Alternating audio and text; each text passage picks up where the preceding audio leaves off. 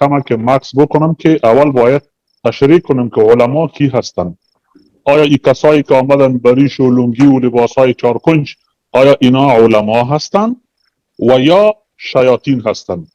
و این ما باور کنید که ایمانن و وجدانن میگم و ما در این باره مطالعه کردیم. از دیدگاه قرآن و از دیدگاه حدیث میگویم اگر علما باشند اطاعتشان بالای ما و شما واجب از فرض است، چرا که العلماء ورثة الانبیاء. اینا میگیم خیلی علما کیها هستند؟ درباره رسول الله صلی الله علیه و سلم الله عز وجل در قرآن می فرماید و ما ارسلناک الا رحمتا للعالمین. رسول الله رحمت برای تمام عالمیان است. برای رسول الله صلی الله علیه و سلم فرق نمیکنه که عرب است یا عجم است، از خود است یا بیگانه است.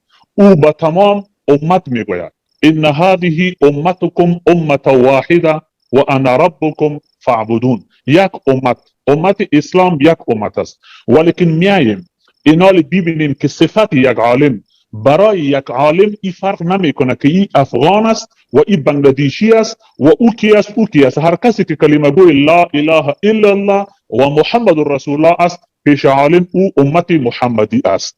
میایم اینا به این کسا که آیا اینا واقعا علما هستند یا نیستند. ما مطالعه از قرآن و حدیث اینا اصلا علما نیستند. اینا به ضد اسلام هستند که اسلام را بیشترین و زیادترین بدنام اینمیا کردند. اینمیا به ضد اسلام برنامه دارند و به ضد اسلام اینا کار میکنند. جناب زرابی صاحب بزرگوار 14 اگست 1947 پاکستان تاسیس جور شده. یک ماه بعدش مدرسه حقانیه جور شده که در او وقت آمر از او به نام مولانا عبدالحق پدر مولانا سمیع الحق بود که بعد از او باز بچهش سمیع الحق بود و تا و آل بچه از او به نام انوار الحق است یا چی است که کرش حق دیش میاد که در حقیقت کرشان باطل و کاذب و دروغگوی منافقین هستند.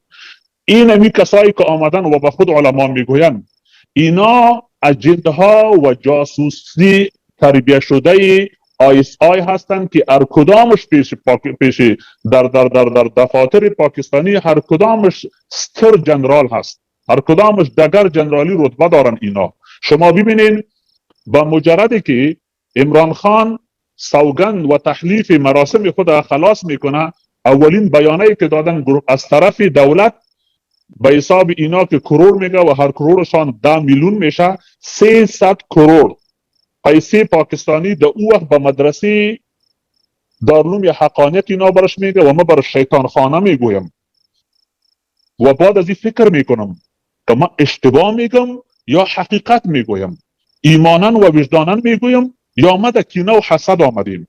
شبهای شب فکر کردم به این نتیجه به ما الهام میشه و به این نتیجه میرسم که ما به حق هستم، با والله قسم که شیطان خانه است و منافقت خانه است و یک مرکزی ISI است که ظاهرا منبر داره، محراب داره، بالایش گنبد داره و بالایش منار داره و در داخلش 40 سال به خاطر تباهی و بربادی افغانستان کار کردن که میلیون ها افغانای ما را به شهادت رساندن. جناب زرابی صاحب اونا علما نیستن، به اینا باید علما گفتن نشوه. به اینا علما گفتن در حقیقت به علما به نظر من به علما توهین است.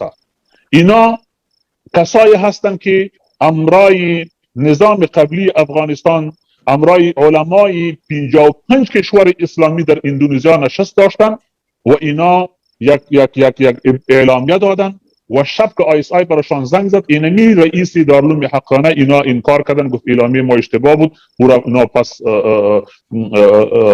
لغو قرار دادن. بعد از جنرال حمید گل و بعد از جنرال فیض حمید بیشترین و زیادترین خون افغانستان را اینمی نفرایی که براشان علما میگوین ریش دارن، لنگی دارن، اینا ریختاندن.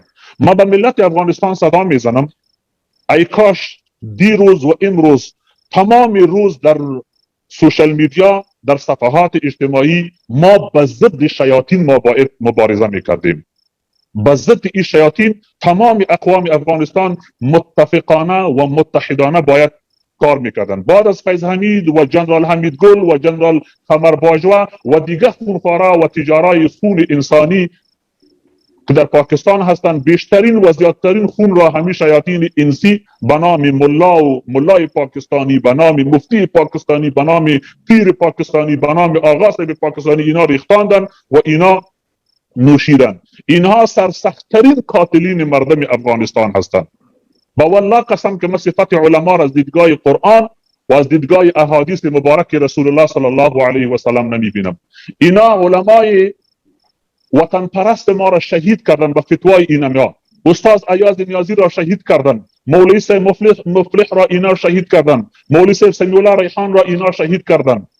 حالا هر قسم گدل اینا میخواه همان قسم اینا میکنه، چون طالبایی که هستن به سوی اینا نیستن که امرایشون استدلال بکنه. میای رئیس دارالعلوم حقانی بالای طالب دستکش میکنه که اب لوگ تو हमारा बेटा है ना, अब तो हमारा बच्चे है, हमने आप लोगों को पाला, ما شما را میگه پرستش کلان کردیم، ما به شما تعلیم دادیم و شما در مدرسه ما خوردین و او را در اوج وظیفه خوردین.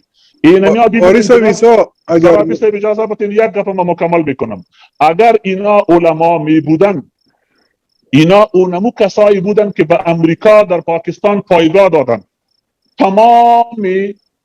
تمام احزاب پاکستان، چی احزاب دینی اسلامیشان و چی سیکولرشان، تمامشان متفقانه ساین کردن، امضا کردن، به امریکا پایگاه دادن و به امریکا را دادن و امریکا را داخل افغانستان کردن. حکومت طالبان را خوب چاق کردن، کلان کردن، به دنیا نشان دادن که خطرناکترین تروریست اینا هستن و خطرناکترین تروریست های اسامه بن لادن، ایمن ظواهری و دیگر جای دادن که خوب چاق و کتا کردن. بعد از او بالای امریکا اینمیا فروختن و گفتن که سب سے پهل پاکستان. همین علما بودن که افغانستان را فروختن. اینمی کسایی که امروز آمدن. عبدالسلام ضعیف را جناب زرابیس بزرگوار لچ بدون لباس، ما پاک میگویم، معذرت میخوایم، من سیاست کرد نمیزنم، پاک از درد دل، از ما سیاست نیز درد دل است. عبدالسلام ضعیف که سفیر طالبان در پاکستان بود، لچ بدون لباس، در کتاب خود عبدالسلام ضعیف خودش نوشته کرده، دی گوانتانامو زندان شما بخونید، نوشته کرده که لچ اینا را گرفتن به امریکا اینا سپردن. اگر اینا علما باشن چرا صدای شریعت را در پاکستان بلند نمیکنن؟ چرا در پاکستان اینا شریعت نمیخوان؟ پس علما نیستن، حجیر هستن اینا. تمام نظام پاکستان نظام انگلیس است. در پاکستان اون خودتان بهتر میفهمین که بنام هیرامندی فحشا اونجا روان است. شما ببین اگر اینا علما هستن، پس اینا که آل به کابل آمدن به پشتوانی یک نظام جمهوری آمدن. اینا خود آمدن که اونجا پیشینن کسی طالبای پاکستانی که بگوین ما در پاکستان شریعت اسلامی میخوایم، ما هم امرایتان هم نظر هستیم، هم فکر هستیم، بیاین که ما هم امرایتان یا صدا بلند میکنیم یا صدا بلند میکنیم. اینا چرا که علما هستن که به نظام با پشتبانی نظام جمهوریت آمدن، یک بام و دو هوا با ما در اینجا شریعت اسلامی چند نفر بیسواد و جاهل را به نام طالب روان کرده در اینجا شریعت میخواهد. خواهرای ما را، اولادهای ما را به تعلیم و تحصیل نمیمانه، به ما اجازه کار نمیده، دانهای ما را اینا قلف کردن، چشمای ما را قلف کردن، حق صدا بلند کردن را نداریم.